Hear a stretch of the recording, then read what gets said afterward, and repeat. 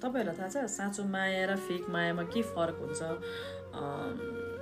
साँचो माया चिन्ने कसरी र फेक माया चिन्ने कसरी भनेर पहिला सुरु म साँचो माया भन्छु ल। यदि साँचो माया तपाईलाई कसैले गर्छ, मनबाट गर्छ भने नम्बर 1 को कुरो हो उसले तपाईको खुसीमा आफ्नो खुसी हुन्छ के। उसले आफ्नो खुसी भन्दा तपाईको खुसी नै हेर्छ के। पहिला सुरुमा तपाईको खुसीमा उ खुसी हुन्छ के यदि तपाईलाई कसैले साँचो माया गर्छ भने। नम्बर 2 ऊ जतिसुकै बिजी होस् के तपाईलाई मेसेज गर्छ, फोन गर्छ, खाना खायो खाएन, खाजा खाए खाएन, के गर्दैछु, जतिसुकै बिजी होस् थोरै टाइम निकालेर तपाईलाई कल गरेको हुन्छ, टेक्स्ट गरेकै हुन्छ के यदि तपाईलाई साँचो माया गर्छ भने है। नम्बर 3 तपाईलाई हरेक दिन उसले स्पेशल फिल गराएको हुन्छ कि स्पेशल फिल गराएको हुन्छ। तर ओकेजनहरु त म पुरै छोड्दिनुस् हैन, हरेक दिन तपाईलाई स्पेशल फिल गराउँछ के तपाईँ यदि उसले तपाईलाई साँचो माया गर्छ भने। ओकेजनहरुमा त अब सरप्राइज गिफ्टहरु दिने हुन्छ हैन, मुभी देखाउन लिएर जाने हुन्छ, डिनर गर्ने हुन्छ, हरेक चीजमा तपाईले स्पेशल फिल गराउँछ यदि तपाईलाई कसैले साँचो माया गर्छ भने के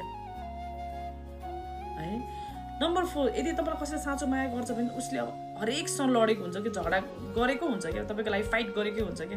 घर परिवारसँग होस्, समाजसँग होस्, तपाई सही होस् या गलत होस् के तपाईको साथ छोड्दैन कुनै हालतमा। त्यसमा के तपाई सही होस् या गलत होस् के यदि तपाईलाई साँचो माया गर्छ भने के उसले हरेकसँग लडाई गरेकै हुन्छ क्या यदि साँचो माया गर्छ भने। यस्तो माया पाउन धेरै गाह्रो छ है। फेरि अब आयो फेक माया।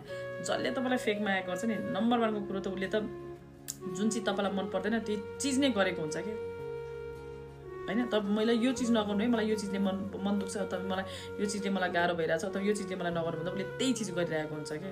त्यो भनेको फेक माया हो। उसलाई के मतलबै छैन तपाईलाई मन दुखोस् कि तपाईको जेसुकै होस्, उसलाई आफूसँग मतलबको कुरो छ, तपाईसँग मतलबको कुरै नै छैन। त्यसलाई भन्छ फेक माया।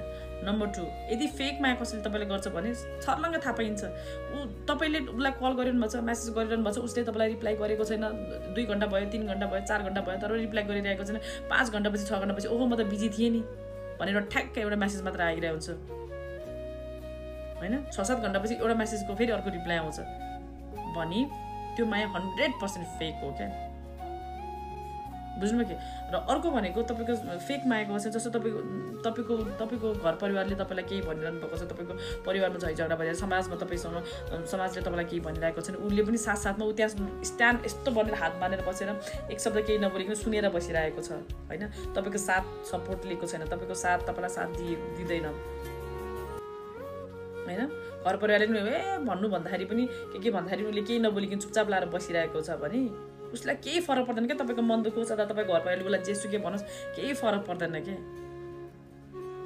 त्यस्तो मायालाई भन्छ फेक माया। त्यही भएर साँचो माया र फेक माया चिन्न एकदम जरुरी छ।